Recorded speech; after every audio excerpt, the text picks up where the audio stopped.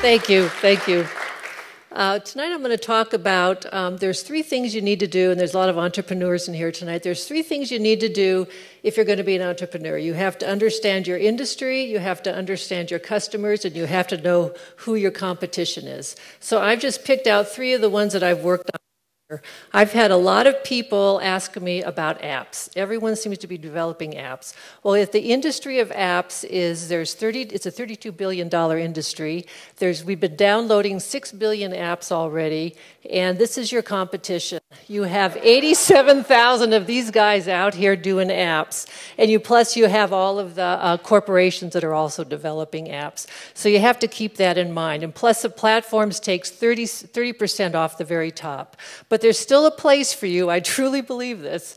And when you think of Angry Birds, it was two guys with a $100,000 investment, and I think when I checked last week, it was up to $8 million that they've brought in. So there's always room for something new. So how do you find your customers here? Well, you find your customers by getting into app reviewers and getting into the blogger world. And you really have to give them what they want. You have to really find them. There's mommy blogs, there's daddy blogs, there's science blogs.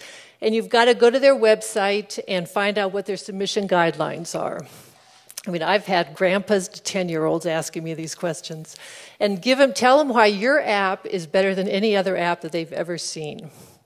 And then give them something. They want a fact sheet. A lot of them don't want to give promo codes. Give them a promo code. Give them a YouTube demo, but keep it to about 30 seconds. Give them cookies. They love cookies. Give them cash. Give them euros. That should fix it. So I'm going to talk about pet stores now, because pet stores are really interesting. During the recession, every other retail segment went straight downhill, and the pet stores continued. And there's a reason for this. In 2006, there was a discovery that pet owners had become pet parents, and the pets had become part of the families. And even during the recession, when everything else nosedived, the discretionary funds went to the pets before it went to the family. And these pet parents, 50% of you would rather be stranded on an island with your pet than with another human. 45% truly believe your pet listens to you better than your spouse or your partner.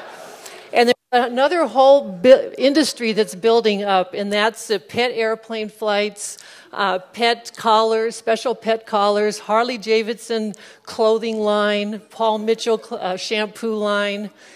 But I didn't discourage anybody from getting into the pet store. I had more people asking me about pet stores during the recession than any other industry.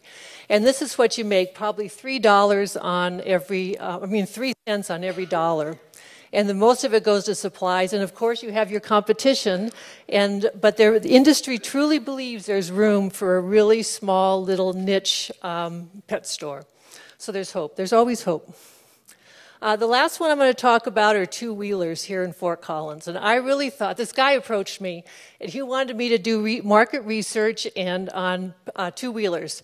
And because I'm kind of Fort Collins-y, I thought he was talking about these. But he wasn't talking about these at all. He was talking about these. He wanted to know if it was possible to penetrate the market for two-wheelers in India. And there's 13.3 million two-wheelers in India. And it should have been a dead giveaway when he said 3-stroke, 4-stroke, 2-stroke. But it is, the market potential is so great that even if you just penetrated it 20%, you'd be selling 80 million units of these two-wheelers. And why is that? It's because of the customers. The guys that are 20 to 40 years old in India really want cool two-wheelers. These guys are looking at solar two-wheelers. And they really want a two-wheeler.